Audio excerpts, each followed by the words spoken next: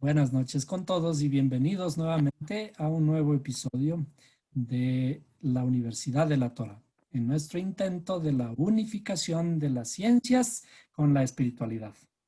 Y vamos a topar un tema, o un par de temas que son controversiales desde el punto de vista de la interpretación de la Biblia, particularmente en esta parte de la interpretación de los textos del Antiguo Testamento, como se le conoce en nuestro medio.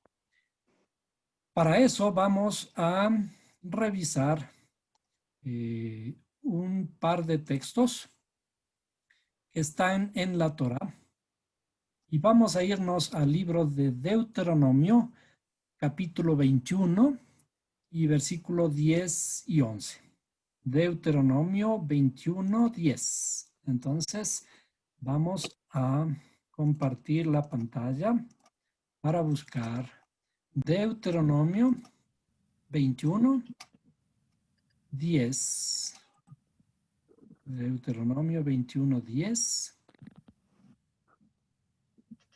y 11. Bueno, en realidad podemos leer un poquito más. Dice matrimonio con mujeres cautivas. La primera pregunta, antes inclusive de comenzar a leer el texto del título, que no es parte de la Torá. El título es un título que fue puesto por quienes lo interpretaron y lo tradujeron. Dice matrimonio con mujeres cautivas. Estaba permitido en la ley casarse con mujeres extrañas. La pregunta es, otra vez, la ley para el pueblo de Israel establecía o permitía que a los varones pudieran casarse con mujeres extranjeras? Y la respuesta es no. Pero sigamos un No, poquito adelante. Sigamos un poquito adelante. Dice, cuando salgas a la guerra contra tus enemigos, voy a detenerme un ratito otra vez allí. Cuando salgas a la guerra, ¿el creador será que permite que vayamos a la guerra? Cuando salgas a la guerra contra tus enemigos, y aquí nosotros como conocemos mucho, nos han enseñado mucho acerca en el Nuevo Testamento de las palabras de Jesús. Las palabras de Jesús parecerían estar en contradicción con este verso, porque él dice que inclusive vayamos más allá. Dice, mas yo os digo que amen a vuestros enemigos. Entonces, ya comenzamos a tener ciertos problemas aquí en esta parte de la Torah, que dice, cuando salgas a la guerra contra tus enemigos y el Señor tu Dios los entregue en tus manos y los tomes en cautiverio. Bueno, desde luego, en una guerra pasan muchas cosas y tenemos que tomar cautivos. El versículo 11 y dice, y veas entre los cautivos a una mujer hermosa y la desees y la tomes para ti por mujer. En otras versiones dice, y la codicies y la tomes para ti por mujer.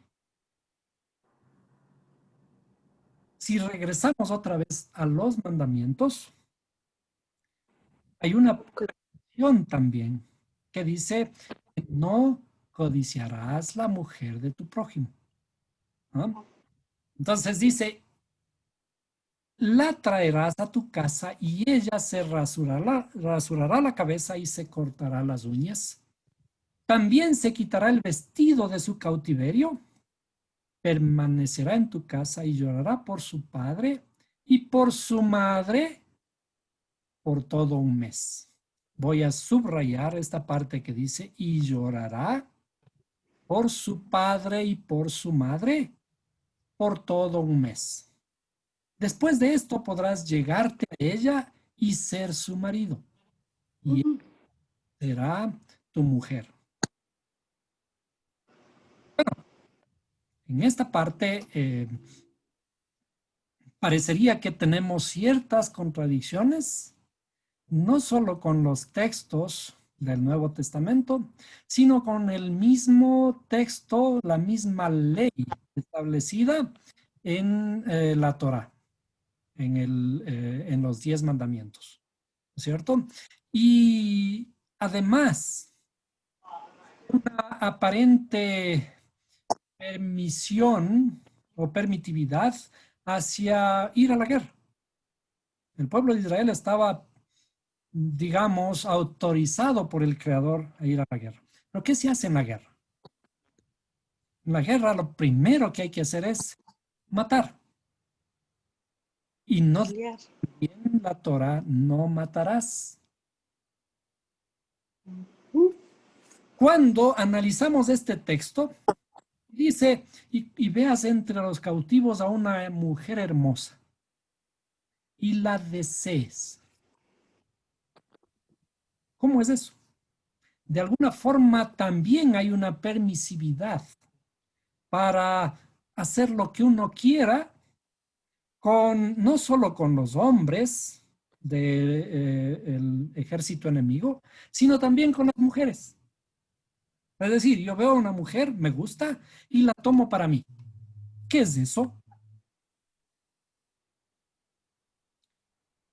En nuestro lenguaje y bajo nuestras leyes, esto no sería posible. Bueno, en una guerra está bien, sí es posible muchas cosas, pero cuando una persona, un varón, simplemente desea a una mujer y la toma, eso es una violación, ¿cierto? Entonces, aquí parecería que el texto está permitiendo ir a la guerra, está permitiendo matar, está permitiendo codiciar a otra mujer o inclusive violar a otra mujer.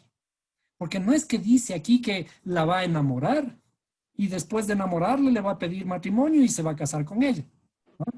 Dice la desees y la tomes para ti por mujer. Entonces, ¿a qué se refiere este texto?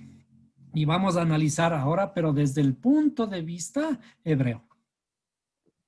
Estos textos tenemos que analizarlos profundamente, tomando con cautela lo que está escrito allí y utilizando los significados correctos de las simbologías y ayudados con el hebreo para encontrar alguna forma de apoyo sobre los textos en el análisis que vamos a hacer. Entonces, para hacer esto, tenemos que tomar, y voy a poner los textos principales en la pantalla, de manera que podamos analizarlos adecuadamente. Entonces, dice,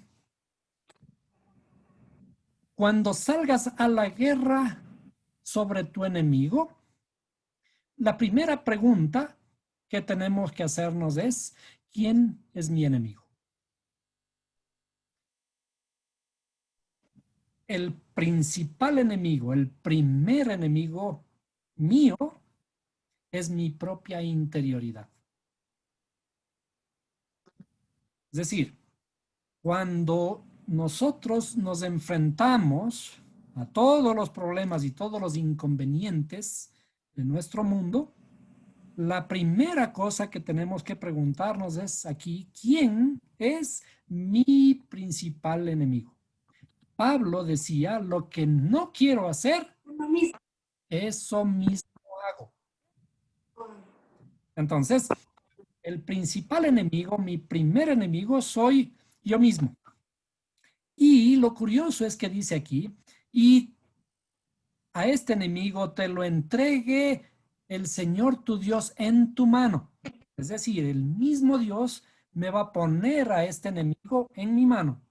¿Qué significa? Es decir, yo tengo las herramientas para hacer con este enemigo mío esa transformación. esa interioridad mía. Ahora, y dice, y los tomes de cautivos y veas entre los cautivos una mujer de hermosa apariencia. ¿Qué dijimos? ¿A qué corresponde? ¿Cuál es el símbolo de la mujer? Vimos hace un momento, el símbolo de la mujer es mi interioridad, mis emociones, ¿sí? Pero vamos a ver más allá todavía, ¿no? Y dice, y una mujer de hermosa apariencia.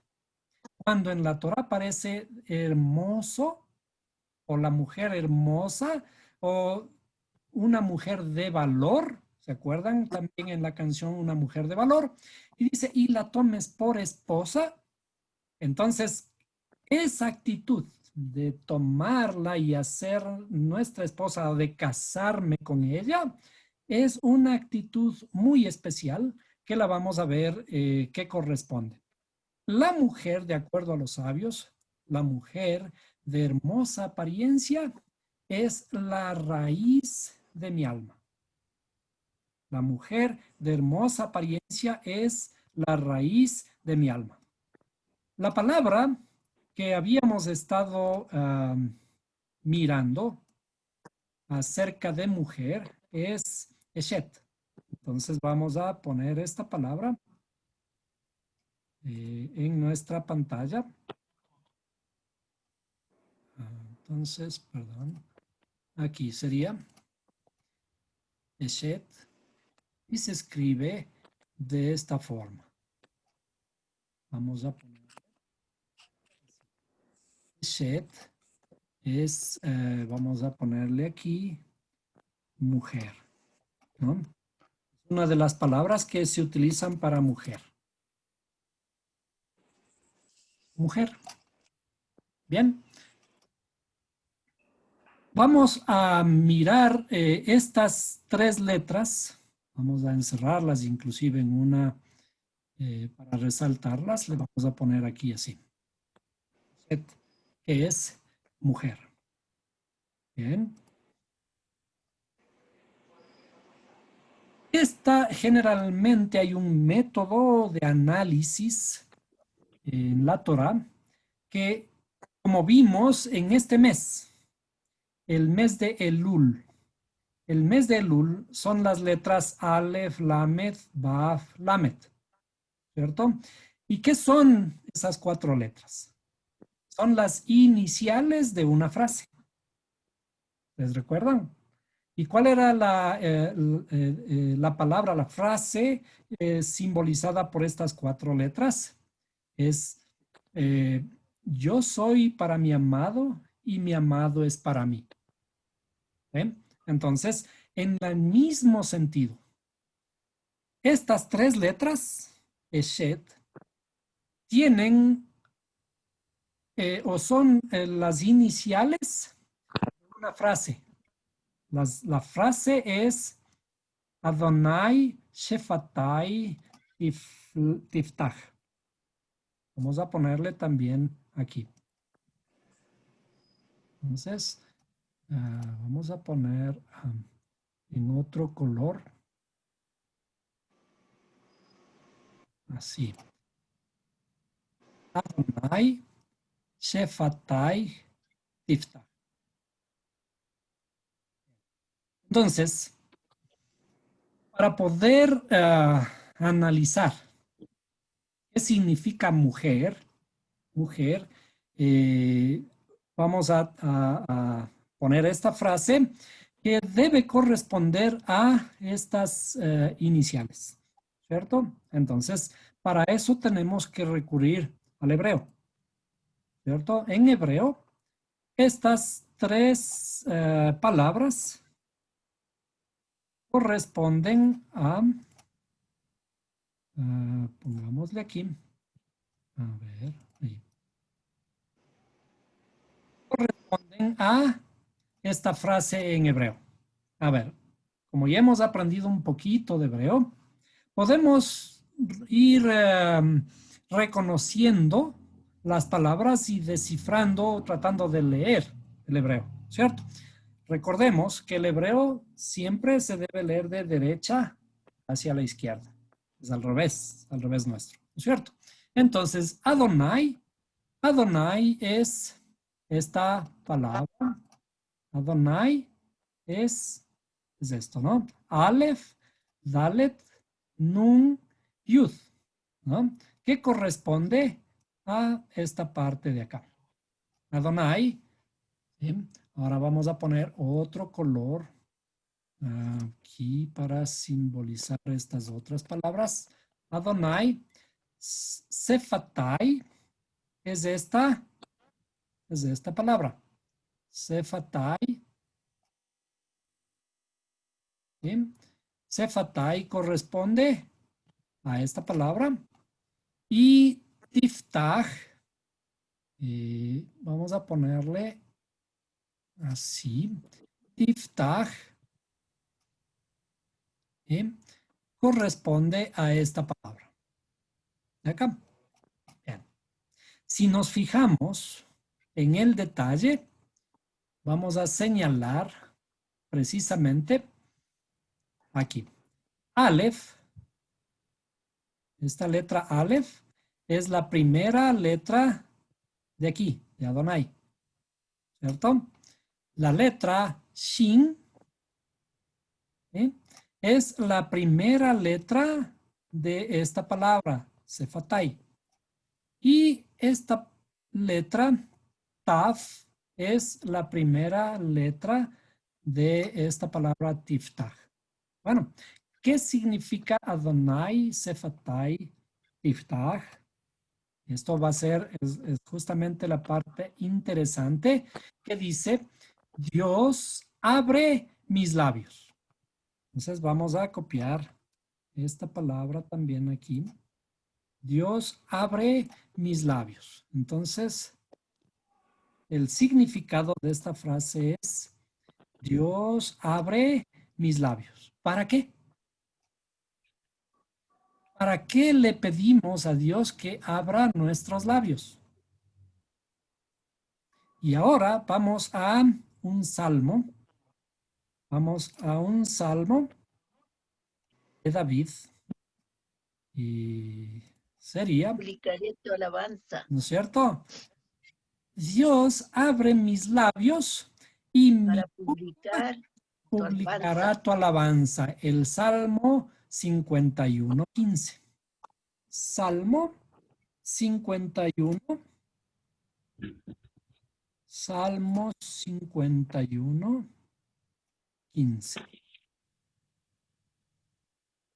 ¿Sí? Entonces, aquí dice, abre mis labios, oh Dios, o en el sentido que estamos estudiando, Dios, abre mis labios para que mi boca anuncie tu alabanza. Quizás en la traducción que más conocemos, abre, Señor, mis labios y mi boca proclamará tu alabanza. ¿Cierto? Si analizamos el texto completo, hay algunas cositas muy interesantes allí, pero podemos reconocer que en el texto que estábamos viendo, veamos nuevamente aquí, perdón, vamos a cerrar el, el salmo y regresamos acá. Entonces, ¿para qué le pedimos a Dios que abra mis labios? Entonces, esto significa Adonai Sefatai Tiftach, significa Dios abre mis labios. ¿Para qué pedimos que Dios abra mis labios? Para publicar tu alabanza. ¿Qué es eso el publicar? Para alabar o para la plegaria, ¿no es cierto? ¿Cómo le alabamos al Creador? Con una plegaria. Entonces, Eshet Jail o Eshet, la mujer de valor, ¿sí? O cuando dice en el texto, y si vieres una mujer de hermosa apariencia entre los cautivos, esa mujer de hermosa apariencia es la raíz de mi alma. Y la raíz de mi alma, ¿en qué estado? Porque dice hermosa, en un estado de una plegaria. ¿Sí? una plegaria. Por eso dice Dios, abre mis labios y mi boca publicará tu alabanza. Entonces, en el verdadero sentido de la Torah, cuando dice que supuestamente el Creador nos manda a la guerra, y no es que solo les mandó a la guerra a Israel, al pueblo de Israel, sino que la Torah es una palabra viva que se aplica directamente a cada uno de nosotros. Entonces, si nos está ordenando el Creador a cada uno de nosotros salir a la guerra para enfrentarme con mis enemigos, ¿cuál es mi principal enemigo? El primer enemigo mío es mi propia interioridad. Pero dentro de esta interioridad, de todas maneras hay algo hermoso. Cuando estoy en una actitud de plegaria, allí encontramos una mujer de valor. ¿Se acuerdan que decíamos, el libro de Proverbios dice que la mujer de valor será de gran ganancia para su marido? Entonces, en este mismo sentido espiritual, mi mujer, mi propia interioridad, cuando está en una actitud de plegaria para publicar las maravillas del Creador, entonces será de gran ganancia para el varón, en este caso, para la inteligencia. Ahora, esta es, desde luego que, como decíamos, en este texto hay ciertos otros detalles que podemos seguir investigando. Pero ahora vamos a saltarnos a otro texto. Vamos a saltarnos a otro texto similar, de una porción un poquito más allá que esta. Y se refiere, vamos a leer un texto que está en el libro de también Deuteronomio 28:8.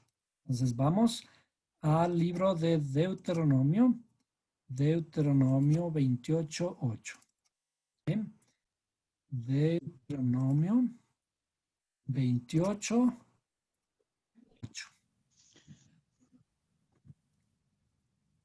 Bien, y entonces cuando encontramos estos textos, tenemos que formularnos el carácter simbólico, el carácter profundo de su significado.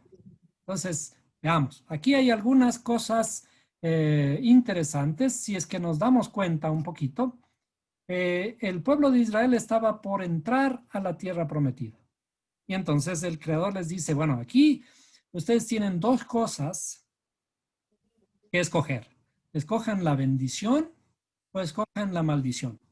Si escogen la bendición, dice aquí van a haber bendiciones por su obediencia, ¿cierto? Sería bueno que lean todo el texto para poder entender toda la historia de qué se trata, ¿no? Pero vamos a irnos simplemente al verso 28. Dice, el Señor bendecirá tus graneros y todo el trabajo de tus manos.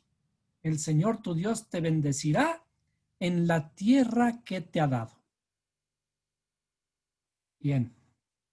Si analizamos nuevamente el texto en la literalidad, dice el Señor bendecirá tus graneros. Naturalmente que en el tiempo que fue escrita la Torá, el contexto de ese tiempo es un contexto agrícola. Entonces aquí, para ser aplicable este texto al momento actual, en que ya no somos campesinos y ya no somos labradores de la tierra, a veces utilizamos este texto para hablar de bendiciones en nuestras cuentas bancarias, bendiciones en el trabajo, bendiciones en las ganancias que tenemos de nuestros negocios, etcétera, ¿no es cierto? Pero, ¿cuál es el verdadero sentido cuando habla el Señor bendecirá tus graneros y todo el trabajo de tus manos? el Señor tu Dios te bendecirá en la tierra que te en la tierra que te ha dado. ¿Cuál es la tierra?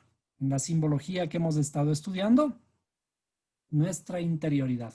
Y perdón que en el texto anterior había señalado también de sus padres. ¿Se acuerdan que la mujer tiene que llorar por un mes a sus padres?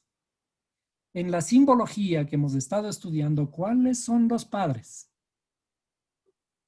Los padres son padre y madre, la sabiduría y el entendimiento, ¿no? Igual, si la sabiduría y el entendimiento están acá arriba, la tierra es mi interioridad en la parte del cuerpo que corresponde a nuestras emociones.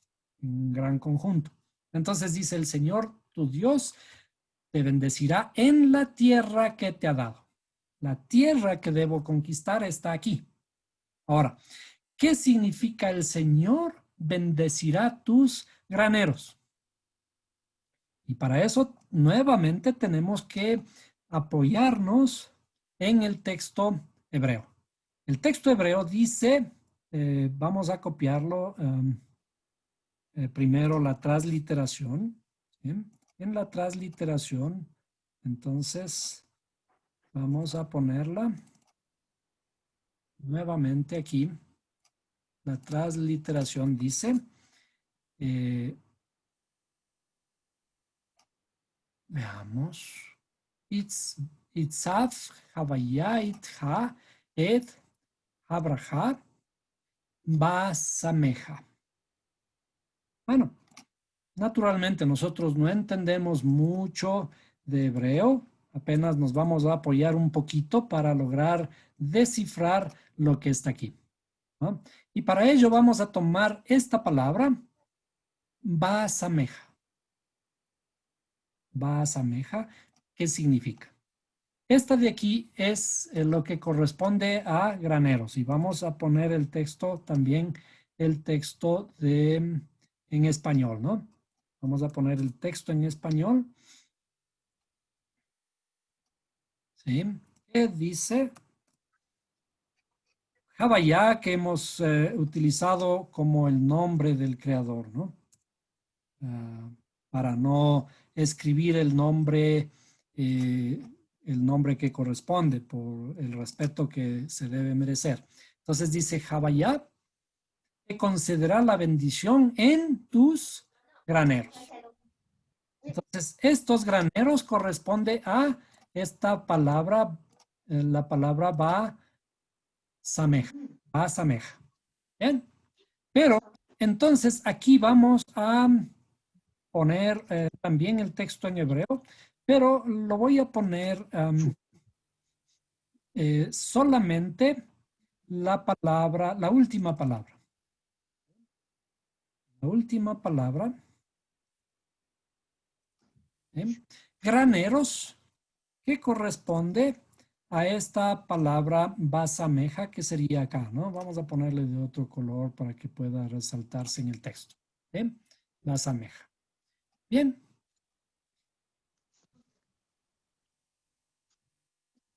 Es lo que dicen los sabios, ¿sí?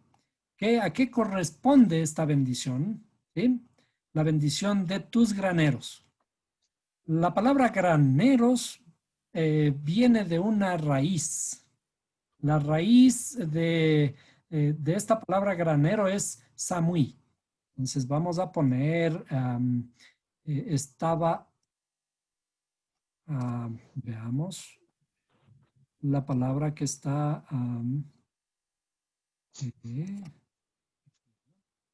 la palabra basameja viene de samui, la raíz. Samui. Es básicamente estas, si nos damos un poquito, un poquito de tiempo para encontrar la raíz de esta palabra, la raíz es esta, que está aquí. ¿Sí? Samech, mem, yud.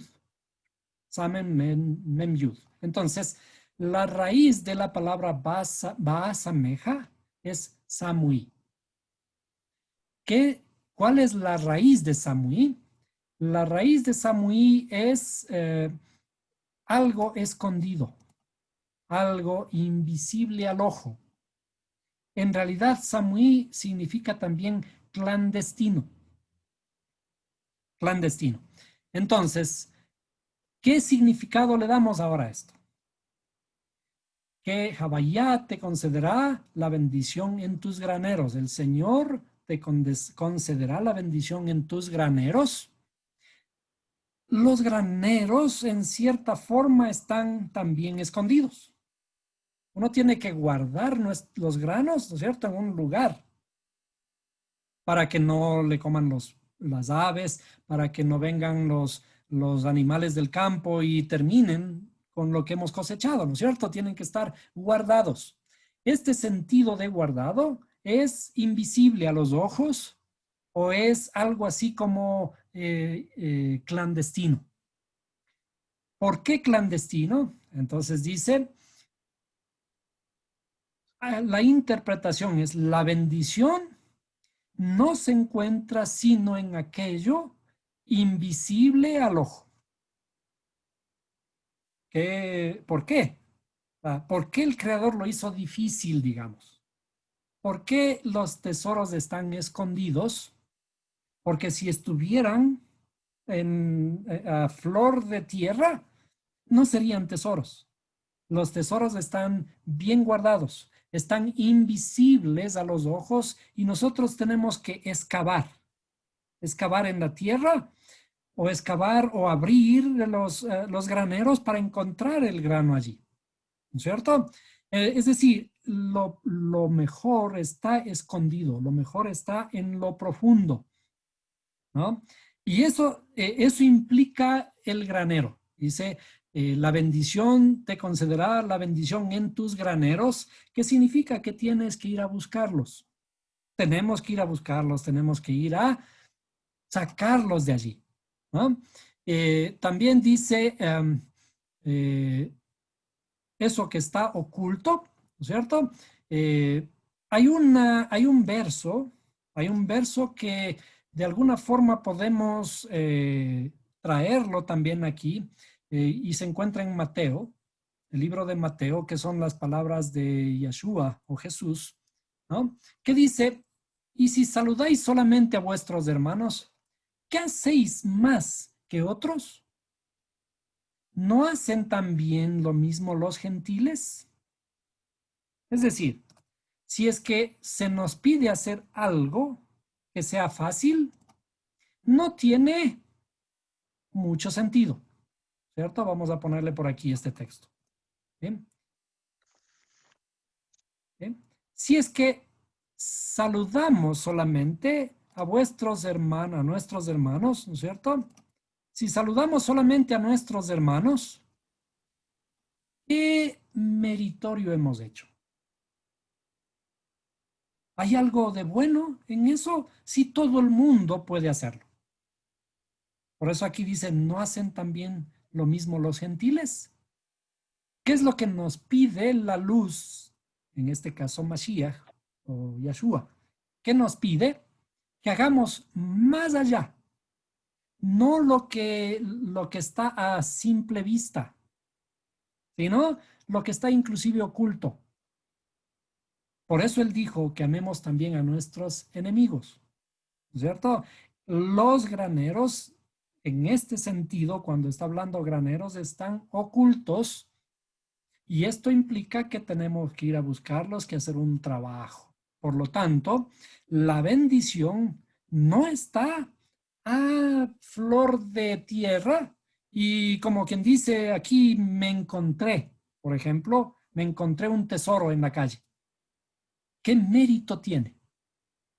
El Creador quiere que nosotros trabajemos en nuestra interioridad con inteligencia, transformar nuestras emociones con inteligencia, de manera que cuando podamos trabajar en estas emociones, podamos encontrar el verdadero tesoro que es esa mujer de valor que tenemos dentro.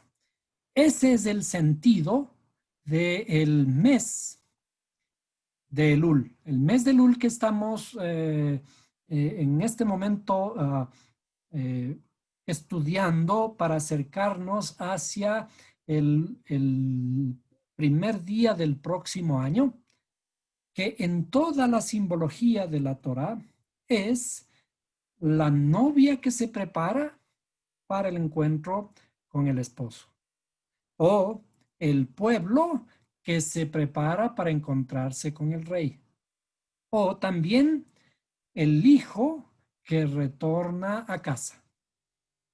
Y para todo eso tenemos que prepararnos, hacer una introspección, una reflexión de todo lo que ha ocurrido en este año, ¿sí? Para mejorar, para prepararnos a un nuevo año, que ese nuevo año sea de bendición. ¿Qué significa la bendición? Como hemos visto, la bendición será en nuestros graneros en nuestra interioridad, en lo profundo de nuestra alma. Y para ello hemos estado batallando contra nuestros enemigos. ¿Y cuál es el primer enemigo que tenemos que batallar? El primer enemigo es mi propia interioridad, pero que en nuestra propia interioridad encontremos una mujer de valor, una mujer de hermosa apariencia, que es la plegaria. ¿Qué es una plegaria?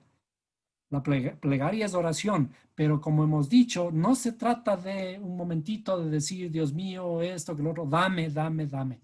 Una plegaria es una actitud completa, una vida completa de acercamiento al Creador, un estado de conciencia nuevo que nos permita entender que todo el universo, somos parte de todo un universo y que ese universo yo tengo que buscar la mejor forma de que este universo permanezca lo mejor posible para las futuras generaciones. Es decir, tengo que encontrar unidad en el mundo en el que vivo.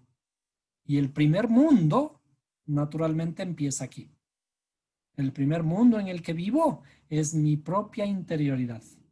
Y aquí resalta una frase de un político ecuatoriano, 5 veces presidente del Ecuador, que dice, ¿queréis revolución? Hacedla primero dentro de vuestras almas. La única revolución que vale la pena es la revolución que inicia en nuestra propia interioridad. Y ese es, en el más profundo sentido, el nivel de la Torah, el significado de todas las leyes escritas en la Torah, que tenemos que conquistarnos a nosotros mismos.